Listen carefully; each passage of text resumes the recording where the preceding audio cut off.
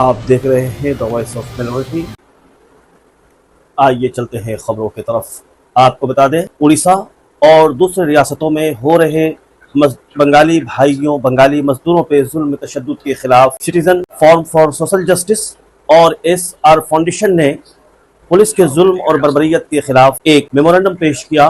उसके बाद उन्होंने उड़ीसा भवन में जाकर वहां के जो रिप्रेजेंटेटिव हैं, जो बंगाल में बैठे हैं, उनके ऑफिस में जाकर सिटीजन फॉर सोशल जस्टिस के वफद और SR फाउंडेशन के वफद, जिसकी क़यादत कर रहे थे जनाब उमर अवैस साहब, उन्होंने खुलकर बात की और उड़ीसा भवन को ये बताया कि आप ये जुल्म और तशद्दुद बंद करें, वरना बंगाल भी हाथों में चूड़ियां पहने हुए नहीं है। आइए चलते हैं और सुनते हैं उमर अवैस की जबानी उड़ीसा भवन की कहानी।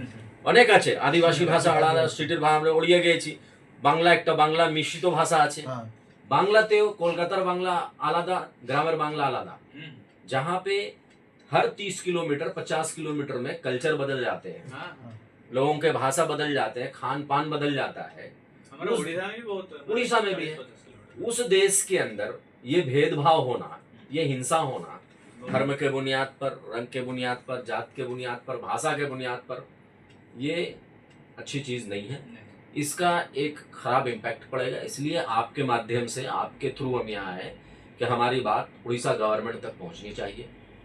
मैं इस बात को उम्मीद करता हूँ आपसे कि आप उड़ीसा गवर्नमेंट तक हमारी बात पहुँचाएंगे। नहीं तो इसका दूसरा रास्ता भी, क्योंकि हर लोग तो अच्छे नहीं है। हम पीस लोग हैं, हम पीस लविंग सिटीजन है। बहुत सारे आउटसाइडर एलिमेंट यहाँ भी है जो यहाँ के लोगों को प्रोवोक करेंगे कि वो उड़िया আছে, ওড়িয়া বলছে, ওড়িয়াকে মারো, একটা কথা বলছে।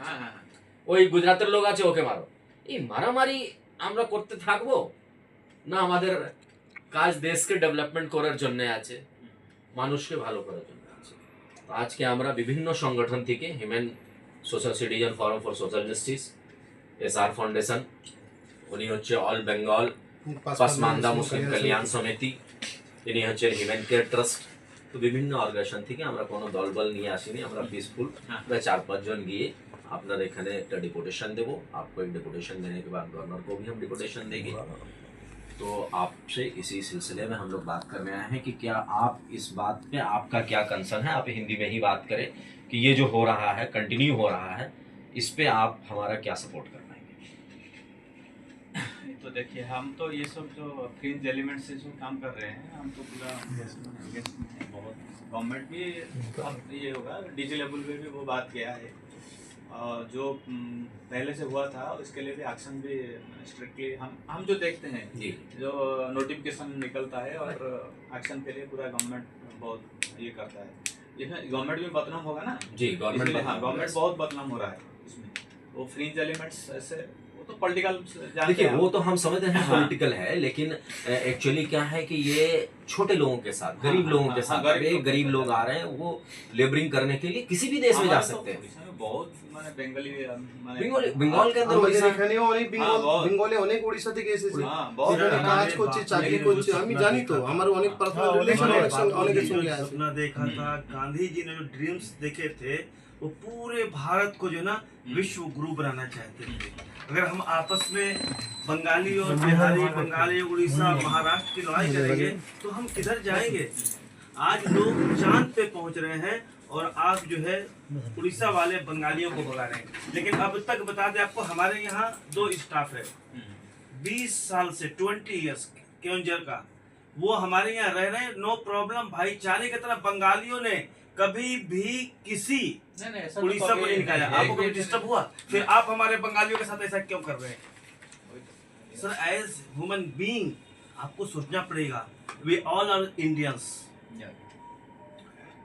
इस पे आप ये देखिए, हम लोग बहुत सारा, आप भी जाते होंगे स्टेट से बाहर, कंट्री से बाहर। जब हम स्टेट से बाहर जाते हैं तो हम ये खाना खोजते, बंगाली खाना कहाँ मिलेगा, क्योंकि हम बंगाल के। आप स्टेट से बाहर जाएंगे, उड़िया खाना कहाँ मिलेगा। गुजरात के लोग आएंगे, वो ढूंढेंगे गुजराती खाना कहाँ मिलेगा। जब स्टेट से बाहर जाते हैं, जब कंट्री से बाहर जाते हैं, तो हम वहाँ उड़िया नहीं ढूंढते, हम बंगाली नहीं ढूंढते, हम वहाँ देखते इंडियन खाना कहाँ मिलेगा, है ना।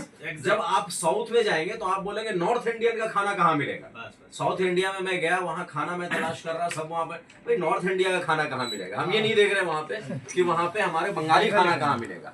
तो देखिए ये हमारे देश का कल्चर है कि हम इंडियन ढूंढते हैं। अगर हम अमेरिका में जाएंगे तो अगर आप इंडियन हैं तो आपके साथ हमारा एक अलग भावना होगा, है ना, क्योंकि आप इंडियन हैं। वी विल इंडियन हो जाएगा वहाँ पे, बाद में आएगा वहाँ आप ये पहले इंडियन होगा। तो ये चीज हम भारतवासी हैं, इसलिए ये वार्ता आप पहुंचाएंगे, अपने गवर्नमेंट तक पहुंचाएंगे और उसकी रिपोर्ट भी आप हम लोग आएंगे, हम लोग देंगे कि आपका काम कहाँ तक हुआ। हम लोग एक हफ्ते के बाद आपसे पर्सनली 1-2 लोग आके मुलाकात करेंगे, ठीक है, हमारा काम कहाँ तक। हम लोग अब तक जो है नॉन वायलेंस लोग हैं सर, हम लोग भी वायलेंस करना चाहते हैं, ये समझ रहे हैं आप। इधर से फोटो ले लीजिए भाई। जी हाँ, आपने पूरी तफसील सुनी कि किस तरह से डेलीगेशंस ने बात की, आंख में आंखें डालकर, और ये बता दिया कि हम बंगालियों की हिफाजत को हर हाल में मुमकिन बनाना तमाम स्टेट्स की जिम्मेदारी है। आपको बता दें कि गवर्नर से भी मुलाकात की गई, लेकिन अफसोस की बात यह है कि गवर्नर वहां पे गैर हाजिर थे, वो किसी काम से गए हुए थे। बहरहाल उन्होंने उनके पीए को जो है वो कागज दिया है और ममता बनर्जी को भी मेल किया गया है। उसके बाद मिनिस्ट्री ऑफ लेबर्स को भी मेल किया गया है, ह्यूमन राइट्स को भी दिया गया है, और सबसे बड़ी बात यह कि उड़ीसा के सीएम को भी एक मेल किया गया है जिसमें जवाब तलब किया गया है और ये कहा गया है कि बंगालियों पे हो रहे जुल्म और तशद्दुद को बंद करें। जबान से आपने देखा होगा कि बांग्लादेश और पाकिस्तान 2 मुल्क बना दिए गए। हमारे बापूजी ने जो लड़ाई लड़ी थी वो भारत की लड़ाई थी, भारत की स्वतंत्र की लड़ाई थी। लिहाजा आइए हम और आप मिलकर भाईचारे को बढ़ावा दें, आपस में मोहब्बतें बांटें। ये नफरत का खेल, नफरत का बीज जो बोया जा रहा है, इसको खत्म करने की जरूरत है।